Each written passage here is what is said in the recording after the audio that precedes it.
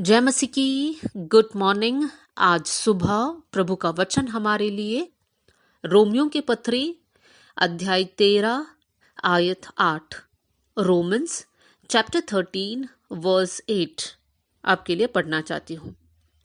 आपस के प्रेम को छोड़ और किसी बात में किसी के कर्जदार ना हो, क्योंकि जो दूसरों से प्रेम रखता है उसी ने व्यवस्था पूरी की है। प्रेरित पौलुस ने इस चिट्ठी को लिखा है और पौलुस इस पूरी चिट्ठी में बहुत सारे बातों को लेकर कलीसिया को समझाता है। और इस आयत में पौलुस यहाँ पर दो बातों को समझाता है। सबसे पहली बात यह है कि आपस के प्रेम को छोड़ और किसी बात में किसी के कर्जदार ना होना, मतलब हम सब लोग एक दूसरे के प्रति प्रेम के कर्जदार है। हमें हमेशा सबसे प्रेम करते रहना है। लेकिन उसका दूसरा भाग ये भी है कि प्रेम को छोड़, मतलब प्रेम के अलावा और किसी बात में किसी के कर्जदार नहीं होना है। आज जब हम देखते हैं बहुत सारे विश्वासी भाई बहन कर्ज के बंधन में फंस चुके हैं। हो सकता है उन्होंने बहुत ही एक कम अमाउंट कर्ज में लिया होगा, लेकिन इंटरेस्ट के कारण, ब्याज बढ़ते जाने के कारण, क्योंकि वो लोग उनको वापस नहीं लौटा पाया, वो अंत में एक बहुत बड़ा एक अमाउंट बन जाता है जिसको वो लोग चुका नहीं पाते हैं और वो लोग इस बंधन में फंस चुके हैं।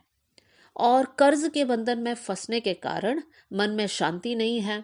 हमेशा डर है कि कर्जदार आकर मांगते रहेंगे। बच्चों को जिस प्रकार बढ़ाना है उस प्रकार बढ़ा नहीं सकते, उस प्रकार का एजुकेशन नहीं दे पा रहे हैं, उस प्रकार के एक उन्नति में उनको नहीं लेकर आ पा रहे हैं। ये सारी बातें क्यों है? क्योंकि वो लोग कर्ज के बंधन में फंस चुके हैं। मेरे प्रियो, अब सोचने वाली बात है कि लोग कर्ज क्यों लेते हैं। वो लोग इसलिए लेते हैं क्योंकि जितना उनका इनकम है उससे ज्यादा उनका खर्चा होता है। अब हमारे जीवन में हमें चेक करना है, एक महीने में जितना हमारा तनख्वाह है क्या उससे बढ़कर हम खर्चा करते हैं? अगर करते हैं तो हम गलत करते हैं। बहुत से वक्त हम लोग इस प्रकार सोचते होंगे कि हमारा महीने का तनख्वाह इतना कम है, कैसे जी पाएंगे, और इसलिए हम दूसरों से कर्ज लेते हैं। लेकिन मेरे प्रियो, ये नहीं जानते हैं कि हमारा बहुत सारे खर्चा को हम लोग रोक सकते हैं। अगर हमारे पास पैसों की कमी है तो क्या जरूरत है हर बर्थडे पार्टी में केक खरीदने के लिए, दूसरों के शादी में जाते समय नया नया कपड़ा खरीदने के लिए। हर दिन अगर हमें नॉनवेज खाने का आदत है, हमारे पास पैसे नहीं है, तो क्या जरूरत है खाने का। हम लोग जो हमारे पास है उसके हिसाब से हमें जीना है। वचन हमें कर्ज के बारे में क्या सिखाता है? एक दो आयत को मैं आपके सामने बताना चाहती हूँ। नीति वचन अध्याय 22 आयत 7, प्रोवर्ब्स चैप्टर 22 वर्स 7। यहाँ पर हम पढ़ते हैं, धनी निर्धन लोगों पर प्रभुता करता है और उधार लेने वाला उधार देने वाला का दास होता है। यहाँ पर दो प्रकार के लोग हैं, एक जो कर्ज देता है और दूसरा जो कर्ज लेता है। वचन हमें सिखाता है कि कर्ज लेने वाला हमेशा देने वाला का गुलाम या दास बनकर रहता है। मेरे प्रियो, वचन में क्या लिखा है कि प्रभु ने हमें दासत्व की आत्मा नहीं दिया है, लेकिन हम जिन बंधनों में थे प्रभु ने हमें उन बंधनों को तोड़कर हमें आजाद कर दिया है। तो आज हम लोग कर्ज के बंधन में क्यों फंस चुके हैं? हम में से बहुत सारे लोग हो सकता है कि आज ये कर्ज के प्रॉब्लम में फंस गए हैं। तो वचन के अनुसार हम किसी और के दास बन जाते हैं, किसी और के गुलाम बन जाते हैं। तो आज हमें ये प्रार्थना करना है कि प्रभु, अगर हमारे जीवन में कर्ज है तो आप प्रार्थना कीजिए कि प्रभु ये कर्ज का बंधन से हम निकल जाए, किसी न किसी रीति से हम इसको चुका पाए और परमेश्वर, हम आजाद होकर रहना चाहते हैं। पौलुस वचन में कहता है कि मैंने कमी में भी या घटी में भी जीना सीखा है और मैंने भरपूरी में भी जीना सीखा है। मतलब पौलुस के जीवन में भी घटी आई, लेकिन पौलुस ने किसी से कुछ नहीं मांगा। उसके पास जो था उसके साथ वो जीना सीखा। एक और आयत को मैं आपके सामने बताना चाहती हूँ। भजन संहिता अध्याय 37 वर्स 21। साम 37 वर्स 21 में हम पढ़ते हैं, दुष्ट ऋण लेता है और भरता नहीं, परंतु धर्मी अनुग्रह करके दान देता है। यहाँ पर दो प्रकार के लोग, दुष्ट इंसान और धर्मी इंसान। अगर एक सवाल डाला जाए हमारे सामने, आप दुष्ट है या धर्मी है, हम तो बोलेंगे हम धर्मी हैं, क्योंकि हमने बुराई को छोड़ दिया, हमने स्मोकिंग को छोड़ दिया, हमने झूठ बोलना छोड़ दिया, हमने पाप को छोड़ दिया है। आज अपने आप को हम धर्मी बोलते हैं, लेकिन वचन में लिखा है कि धर्मी अनुग्रह करके दान देता है, वो दूसरों को मदद करने वाला इंसान है। लेकिन दुष्ट के बारे में क्या लिखा है? वो कर्ज लेता है लेकिन वापस लौटाता नहीं। मेरे प्रियो, अगर आपने किसी से कर्ज लिया है तो हमें वापस चुकाना बहुत जरूरी है।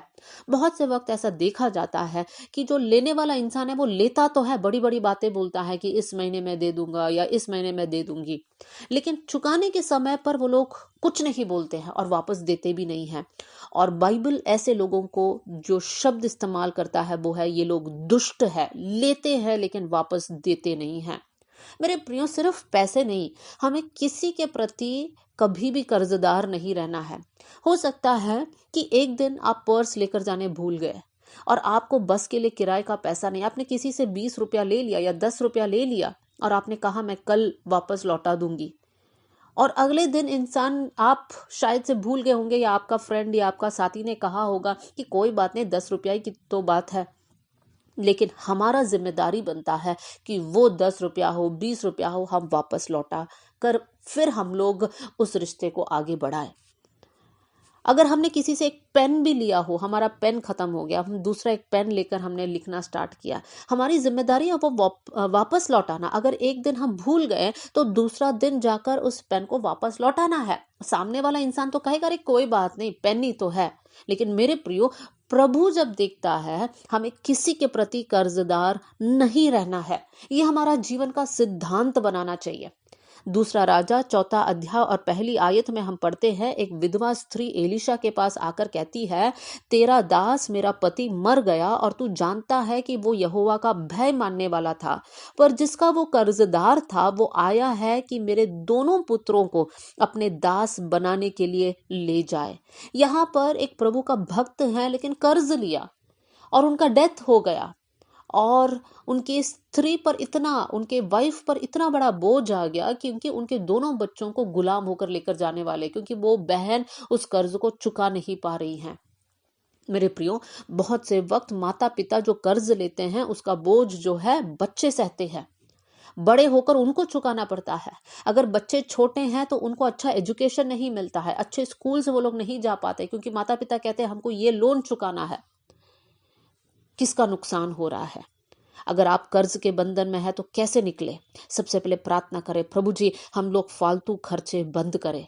दूसरी बात है, जैसे ही आपके पास पैसे आए, एक महीने का सैलरी आए, आप सबसे पहले दशवांश निकालना प्रभु के लिए, और उसके बाद बाकी के पैसों के लिए आप प्रार्थना करना कि प्रभु ये पैसे हमारे नज़र में कम है लेकिन ये पूरा महीना हमारे लिए ये पर्याप्त रहे, और सारा फालतू के खर्च को हटाकर आपके पास जितना है उतने से अपना जीवन को जीने के लिए हम सीखें। जब हम वफादारी के साथ रहेंगे, परमेश्वर हमारे लिए अद्भुत कार्य करेगा। मेरे प्रियो, हो सकता है हम लोग घूमने नहीं जा सकते हैं, हो सकता है सबके जैसे हम क्रिसमस में नया कपड़े नहीं खरीद सकते हैं, केक नहीं खरीद सकते हैं, कोई बात नहीं, लेकिन जीवन में इस बंधन से आप आज़ाद होकर रहिए। हमारे सिर में बहुत एक बड़ा बोझ से हम लोग मुक्त रहेंगे। मेरे प्रियो, मेरी ये दुआ और प्रार्थनाएं हैं कि हम सब मसीही भाई बहन, हम सभी लोग इस कर्ज के बोझ से अपने आप को मुक्त रखें। आइए हम लोग प्रार्थना करें। स्वर्गीय पिता, आज का वचन के लिए धन्यवाद। वचन सुनने वाले हर एक भाई बहन के लिए मैं प्रार्थना करती हूँ, अगर इनमें से कोई भी कर्ज में है प्रभु जी, मैं प्रार्थना करती हूँ इनके जीवन के लिए आप अद्भुत रास्ता खोलना परमेश्वर पिता। प्रभु जी, इस बंधन से वो लोग आज़ाद हो जाए और ज़्यादा मेहनत करने के लिए प्रभु जी आप इन पर अनुग्रह करना परमेश्वर पिता। प्रभु, आपके बच्चों को आप फाइनेंस के एरिया में आशीष देना कर मैं प्रार्थना करती हूँ प्रभु जी। हम सब देने वाले बन जाए कर मैं प्रार्थना करती हूँ प्रभु, आपका आशीष का हाथ हम सबके ऊपर होने पाए। आपने हमारी प्रार्थना सुन लिया, इसलिए धन्यवाद। आदर और महिमा आपको देते हुए यीशु के नाम से हम मांगते हैं, amen. God bless you all. जय मसीह की।